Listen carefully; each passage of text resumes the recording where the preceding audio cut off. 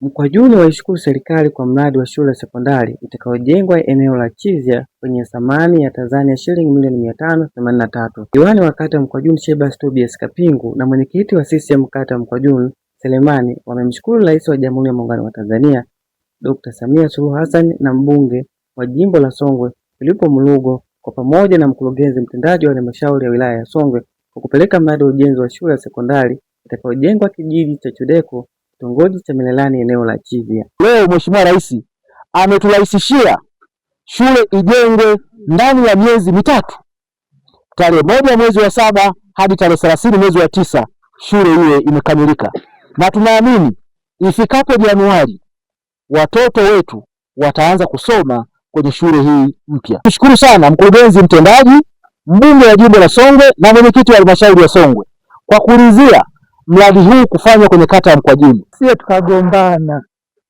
hela zimekuja, mama ametuletea hela, na kwa bahati nzuri sana katika wilaya yetu, katika kata yetu hatujawahi sikia mkurugenzi kwamba shule fulani hela zimepungua hata siku moja.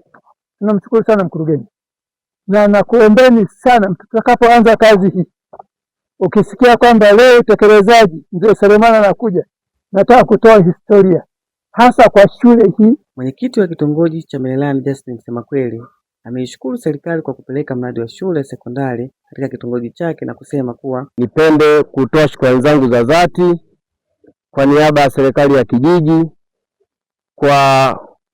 kwa hiki mlichotuletea.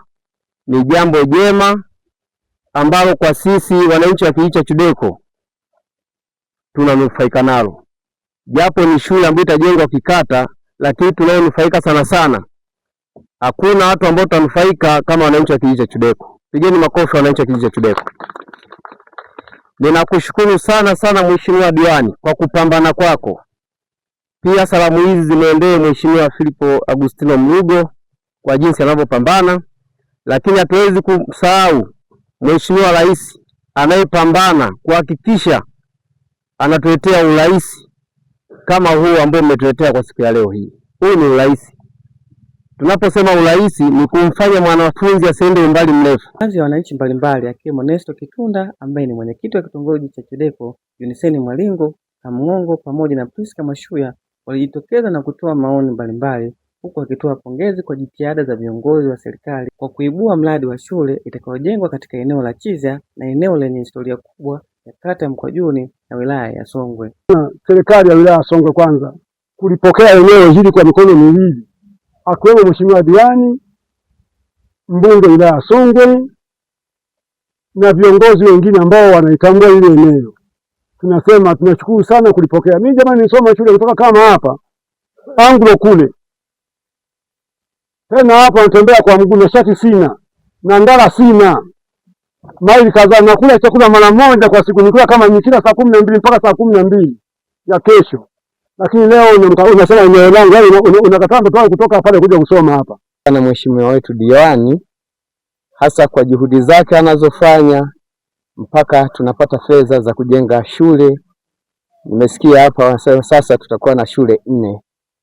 Nina 17 sijapata masoko mawili kwa wakati mmoja. Sasa hivi tunapata sekondari ile pale. Cha kwanza watu watupongeze sana viongozi hao. Alafu Mungu aishatupa kama ni bahati tuseme, afu ni vijana.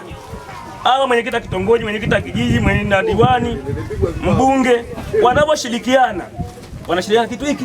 Mimi nawaita ni majembe tu. Manake majembe nimeyaona yanaenda kuchapa kazi. Naombeni muendelee, Mungu awasaidie.